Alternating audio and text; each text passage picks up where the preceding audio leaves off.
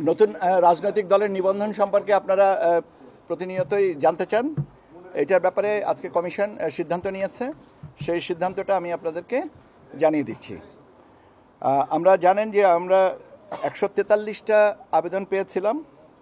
তার মধ্যে থেকে আমরা প্রাথমিক বাছাইয়ে পরে 22টা রাজনৈতিক দলের ব্যাপারে মাঠ পর্যায়ে তদন্ত জন্য বা অধিযাচনের জন্য পাঠিয়েছিলাম এবং মাঠ পর্যায় থেকে যে তথ্য পাওয়া গেছে সেই তথ্যের আবার ধারাবাহিকতায় আমরা 7টা রাজনৈতিক দলের নিবন্ধনের কথা বলেছে যে না, তারা কোয়ালিফাই করে না। একটা রাজনৈতিক দলের বিষয়ে আপনার বাংলাদেশ নেজামে ইসলাম পার্টি, তাদের ব্যাপারে মাননীয় হাইকোর্টের দায়েরকৃত রিট একটা আবেদন আর রায় প্রাপ্তির পরে এটা সিদ্ধান্ত নেওয়া হবে। এটা আর বাকি যেগুলো আছে 7টা দলের ক্ষেত্রে আমরা বলেছি যে না, তারা কোয়ালিফাই করেন না, মিনিমাম রিকোয়ারমেন্টকে ফুলফিল করেন না।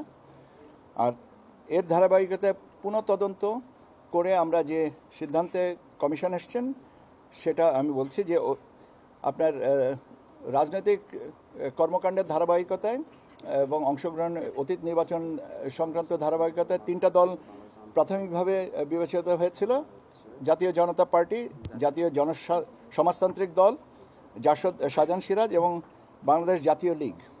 কিন্তু পরবর্তীতে এটা অধিকতর যাচাই বাছাইতে লক্ষ্য করা গেছে যে তাদের কার্যক্রমের ধারাবাহিকতা নাই, সেই জন্য 3টাকেও বাতিল করা হচ্ছে।